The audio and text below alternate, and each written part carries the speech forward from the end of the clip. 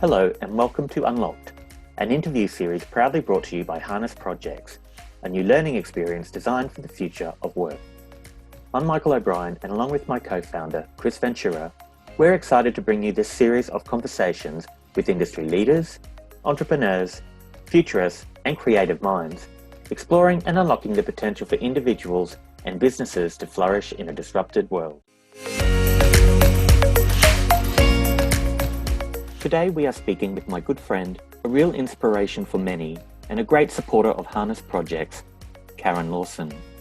Karen is the former Managing Director of Spotify Australia and New Zealand, former CEO of leading digital employment brand Career One, and corporate startup accelerator Slingshot, and holds senior advisory board positions at Save the Children and New South Wales Sydney Startup Hub. She is Managing Director of Daily Addict, which gives style-minded busy people early access to what's on and worth knowing in their city, and runs her own consultancy providing corporates and startups with commercial growth, marketing, digital and transformation expertise. Hi Karen. Hi. How are you, Miss K? I want to talk bread with you in a minute, but My favourite but let's start with the two questions that we love to ask our students at the beginning of each of the digital workshops that they do. Helps us sort of lean into kind of, where they're at and what's going on, around us at this sort of these crazy times. So Karen, tell us what excites you about today, and then conversely, what scares you about today? Well, we're kind of in the middle of COVID, or coming out of COVID. I think what's been really exciting is the return to maybe human values. We've gone back to what matters, what truly matters. Home, family, loved ones, caring for oneself, actually having a bit of a slower life. And I think it's also given us a very different perspective. I think to retrospectively look back on, what we're doing, what our values are, how we're running our businesses. So I think from a human perspective, and then from a business perspective, I think what's been pretty exciting is just the innovation and the creativity. And I think a lot of established businesses, wouldn't want to use the words lazy, but when you've got an incumbent business, it's really challenging to say to your shareholders or your board, hey, we want to stop this revenue stream and pivot to this way. And it's enabled a lot of companies to do almost the imaginable or unimaginable. And I think that's incredible to see what you could do in a very, very short space of time to completely pivot your business. In this circumstance, for most businesses, they've had to pivot to somehow be online. So I think that's been pretty exciting. What scares me about today? Look, this has got a long, long road. So I think as much as we look at the unemployment figures, it's masking a lot of people that are on JobKeeper or Job Seeker. It's really what happens when that isn't there anymore.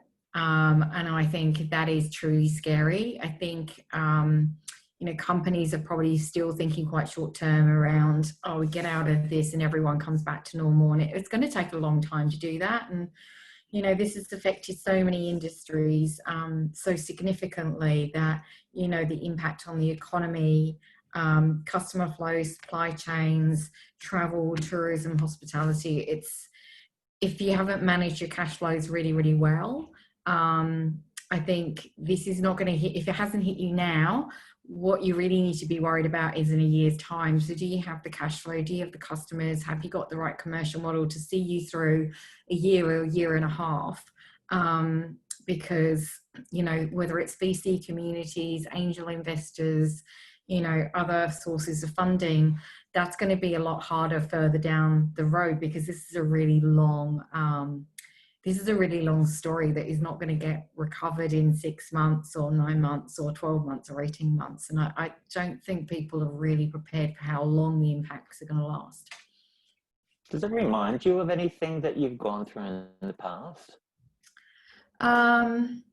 Actually, no. I mean, I think anyone that's gone through recessions, whether it's GFC, I think I think this has really hit some industries very, very hard, and other industries have seen quite strong booms. So I think it's been quite divisive, but I think in the way that it's impacted human life in a really different way. I haven't seen anything that's been like this before.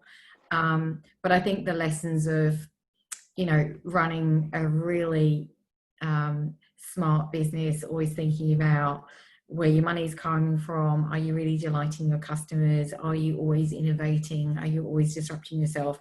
I think there's some really great lessons to be learned, whether it's going through a recession or going through something like this. And by the way, I don't think this is the last of these kind of diseases we're going to see. I think this is kind of our planet talking to us and saying, actually, we've not been kind to it, and I think this is a wave that we're going to go through and see many more of these quite quickly. Yeah, and like you said before, anything really drastic that happens, there's always positive that does come out of it. And I agree with you, and I'm just saying, like, some of the the additional time that it's created around just being at home and just spending time with your loved ones, and baking. How's your starter going? Not your startup, your starter. We should bring it over. in this morning's bake, actually. So no, what number are we up to?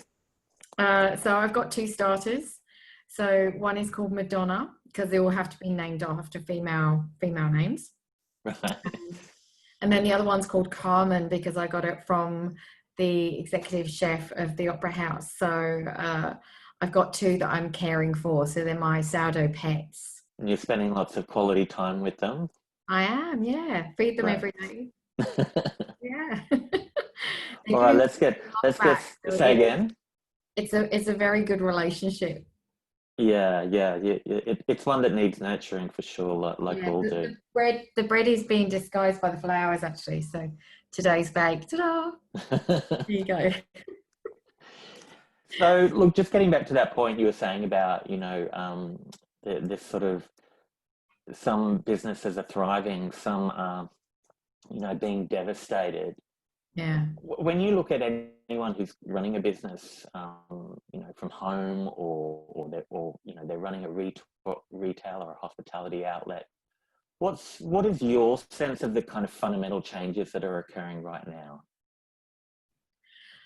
Look, I think for those businesses that are online, they've definitely seen a shift, and some of that shift has really exploded. So I think if you look at businesses that are in groceries, I think I was reading this morning, so PwC were predicting this year that online groceries would go to 32%, and actually they're already at 56%. So you've seen some massive changes there. And I think we've seen, generational changes as well around online and offline. So, a lot of, seniors and older people that maybe wouldn't have been so comfortable, shopping online or doing a lot of activities online, through necessity have needed to learn and, kind of change or bring forward some of the things maybe they thought they should do, but now they've had to learn about how to do online shopping. Yeah. I think online businesses have changed. I mean, probably the biggest pivots and changes we've seen from businesses that have been offline and maybe have had a website to support them, or, it was more around brand or engagement, but have had to pivot that completely. So, we've seen museums pivot to create, online experiences. Actually, last Friday, I really enjoyed TEDx. So yes, on Friday, it should have been TEDx Sydney. And they pivoted to recreate the experience for 2 hours from 5 till 7 o'clock online, and also have this kind of nostalgic look back across the 10 years and bring back some of our favorite speakers. So, for people maybe that have always wanted to go to TEDx Sydney, but either didn't have the funds or, capacity to take a day off, or for many reasons, they were able to take part in a online experience, which was truly, great around bringing this TEDx community. So I think we've seen lots of great pivots. I love what Archie Rose have done. They've kind of pivoted their gin making business into making hand sanitizers because of, they've got the capability of producing significant amounts of high alcohol from their distilleries. So you just, you've seen some really interesting pivots from businesses. You're the Yep. You're the MD of Daily Addict, I mentioned before. I mean, you yourself have probably had to look at how to sort of pivot your business. You know, you're used to sort of reviewing restaurants and events and things like that, and that all sort of came to a halt. How did Daily Addict adapt? So we started to we adapted with the industry to some degree. So I think the initial shock was a lot of restaurants shutting down, and then, slowly starting to look at, what's their new offering. So for example, in the restaurants at the Star, which includes, Black and Flying Fish and Luke Ewan's Fat Noodle, they completely shut down, but a couple of weeks ago they relaunched as an online delivery business. And so we've been reviewing those kind of new pivots for restaurants, which is those delivery on home. And also a lot of my writers have pivoted into kind of looking at, eco or sustainable businesses that are, doing really great things through COVID. So I think it's, looking at, what are the new offerings for consumers around, how we spend our kind of free time and food and wine. So we've been doing all of those kinds of reviews as opposed to going into restaurants. Actually, this Friday is going to be my first restaurant review in quite a long time. So I'm very much looking forward to it. I can only imagine. You should take some of your sourdough for a starter. It's quite funny because one of the restaurants that shut down close to me, which again, you just end up supporting people that are quite close to you because we haven't really been able to go anywhere. They've kind of always given me extra freebies in my orders, and so I've delivered quite a few sourdough loaves. So we've got this contra system going at the moment, which is great. Sharing economy. Yeah, the share economy. Just going back to what you were saying before about that pivoting. I mean, it's been really interesting, being in the education space and being a business that launched as a digital business. It's been really interesting to watch what's been happening in traditional education, and just seeing, not just at a school level but at a higher education level, this sort of acceleration in acceptance.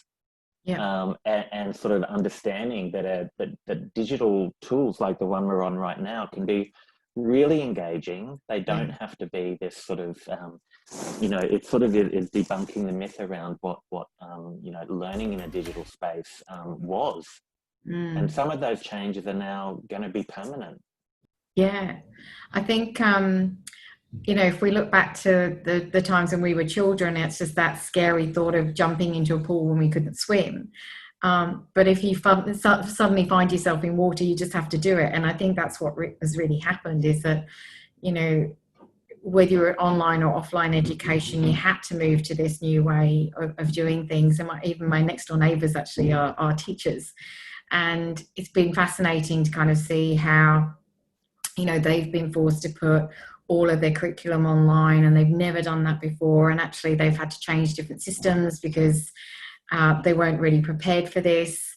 But some of the feedback they've had from, their children has really been, actually, we much prefer this. Like, this is kind of silly going to school. We actually really like the fact that we can learn from home. And I think it also probably talks to the different ways of learning for different people. And so some people, it's the noisy people at the front, but if you want a quiet environment, you can't do that. Whereas online, you can create your own environment. And if you want to study with headphones, you can. And I think that control over people's environment has probably been really helpful for a lot of children. So I think it's, that learning style is really different for everyone.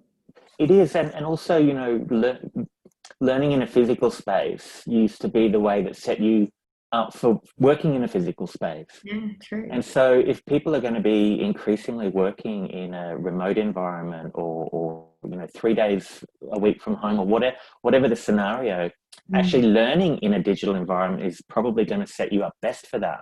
Yeah. Oh, Because you're learning this, you're learning the sorts of the differences that around communication and collaboration, that you were just talking to about people being perhaps who might have sat at the back of the class, and wanting to go unnoticed. There's a whole different way that sort of experienced in a digital space. And I also think that whilst we look at education as a kind of through a narrow lens of saying, okay, you're doing a course to achieve an outcome, really education is what's happening all the way through your life, or should be happening all the way through your life. So the skills that you learn around curiosity, questioning, gathering information, filtering information, prioritizing, speaking to other people, looking at different information sources, and actually how you learn online. As you move into the workforce, you realize that all of these skills are not simply restricted to, learning a course. This is actually when you're given a project at work, or you're giving a challenge or a problem, or actually there's an aspirational goal or a vision that you want to test out. These are all skill sets that you're going to bring into your working life that will take you through, many different months and years and challenges ahead. So I think, it's not simply just this course. It's actually what it's teaching you about how you learn and how you interact. And I couldn't agree more. Agree more. And there's so much, and there's so much information out there around, the kind of skills that employers are looking for. And you've been in CEO roles, you've been in managing director roles. When you're hiring on a level playing field, if somebody can do the technical skills, what is it, those things that you look for when you're hiring, the kind of ability to collaborate with others and empathize and listen. Look, I think the skill sets we'll be looking, I think there are kind of technical skill sets, whether that's programming or AI or all of those areas that we know that are going to be significant in the future. But I think we really shouldn't overlook the fact that anything that can be programmable will most likely be done by a computer. So then we have to understand, well, what is it that humans are here to do?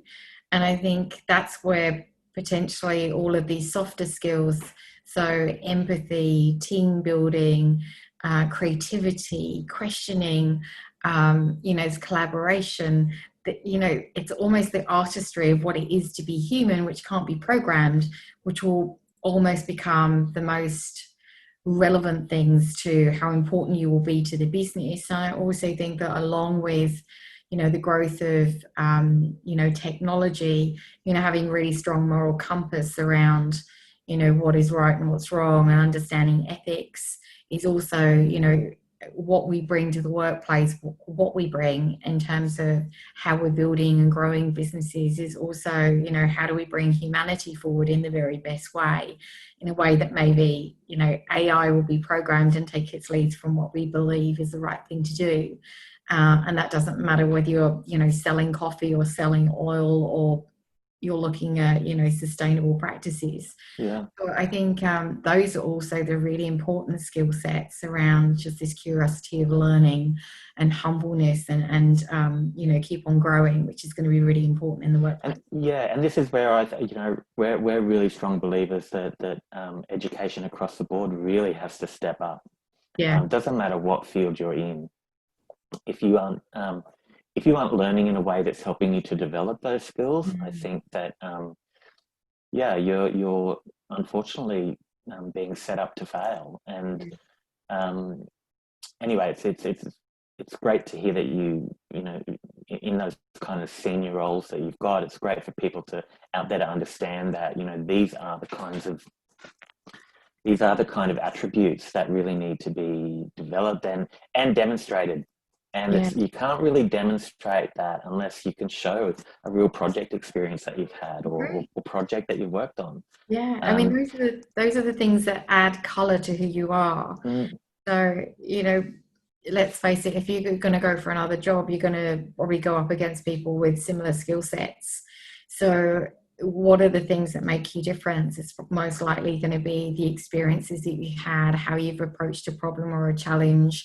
What are your achievements been in those environments? But there's also going to be this layer of who are you? What motivates you?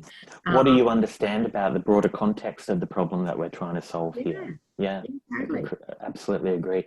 I mean, it just makes me think about I'm not sure how long ago you were CEO of Career One. How far back are we talking there? Oh my God. Sorry. 8 years? 8 years? 8 or 9 years ago, I think. Yeah. How has, and just for everybody, just clarify what Career One is. Yeah, sure. So I guess at the time it was number 2 to Seek. So it was a joint venture between News Corp and Monster Worldwide. And Monster at the time was the biggest job board in the world. And kind of it was a time where LinkedIn were coming into the market. Indeed was launching, I think, maybe in the second year that I was there. So obviously a lot has changed in terms of employability and finding roles, but to some degree the principles are still the same, which is we go onto a platform and we search for a job title that we think is going to be suitable, instead of really doing the reverse, which is here I am as a human and all my skill sets, can't some kind of algorithm match me to the right roles, instead of the perfect match. Job description Jenga and hopefully land on the right job description that is suitable for you. So I think it's still a broker model. And what about in your time as MD at Spotify for Australia and New Zealand? You were managing director there. What did you learn during that period of time? Look, I think the streaming industry is a really interesting one, and I think in particular the music industry, what struck me was actually how archaic it is.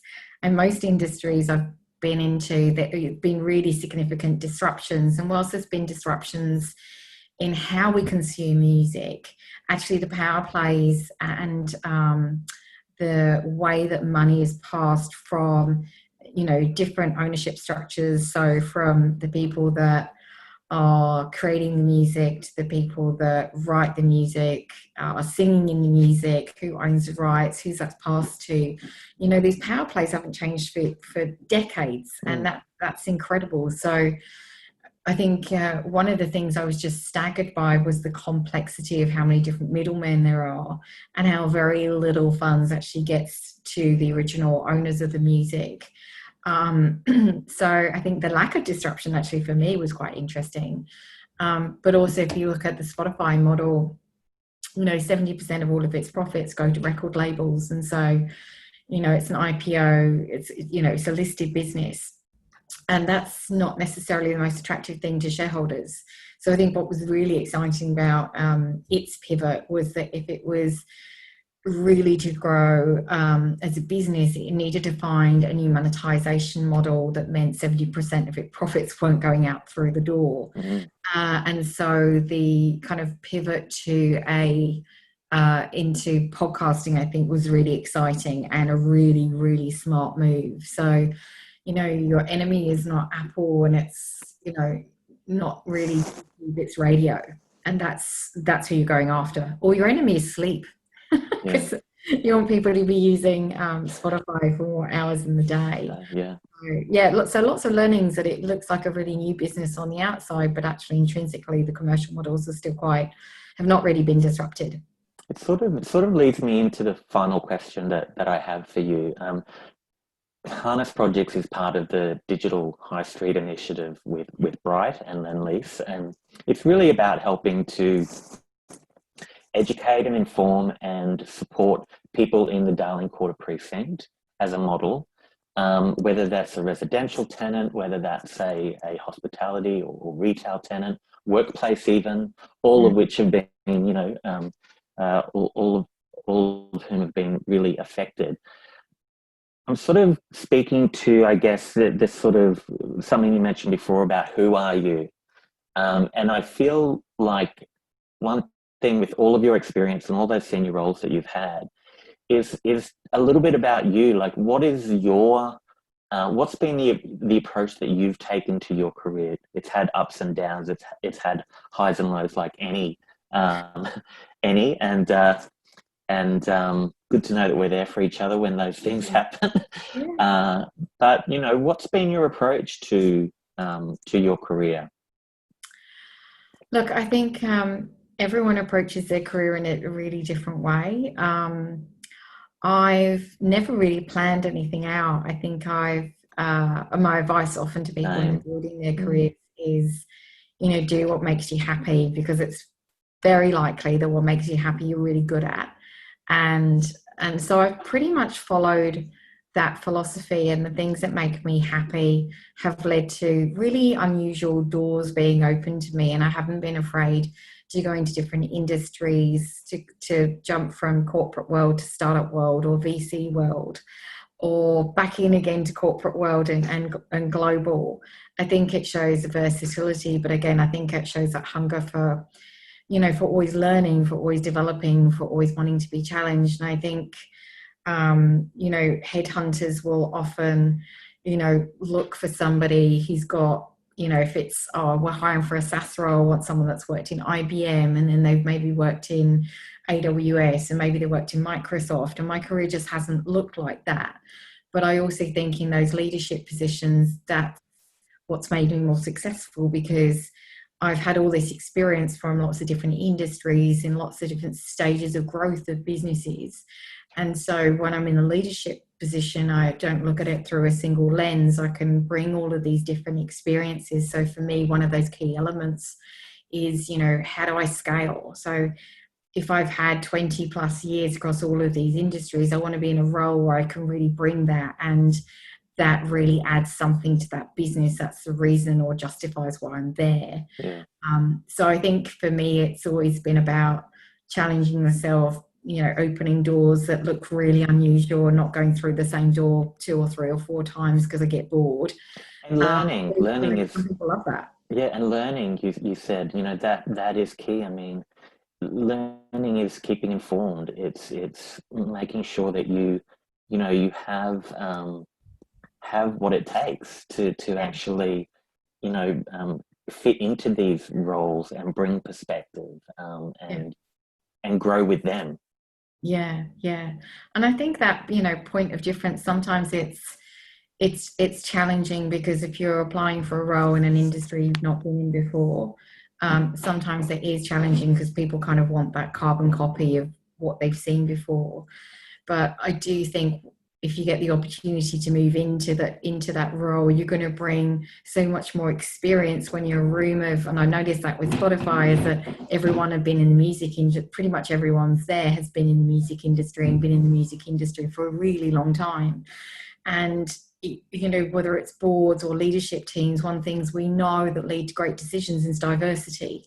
And that should also be diversity in hiring. So, I think it's really important that leaders look at creating really diverse teams that haven't just come from their industry, or only worked in UX, or only worked in digital marketing, but maybe started off in the construction industry, because that's going to lead to, being much closer to the customer, different conversations happening, leading to much more robust conversations and challenges. And I think, I've really encouraged the leaders out there who are hiring to, create more diverse workforces, because every single statistic around great decision making, growth, revenue, profitability, it all comes back to diversity. And you can't have that unless you're prepared to do that in the people that you're hiring, because that's the thing that makes your business different. And gives it purpose, helps to give it purpose, yeah. Karen, thank you so much for your time. It's always fantastic to chat to you.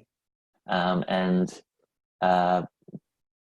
best of luck with everything, and we'll connect again soon.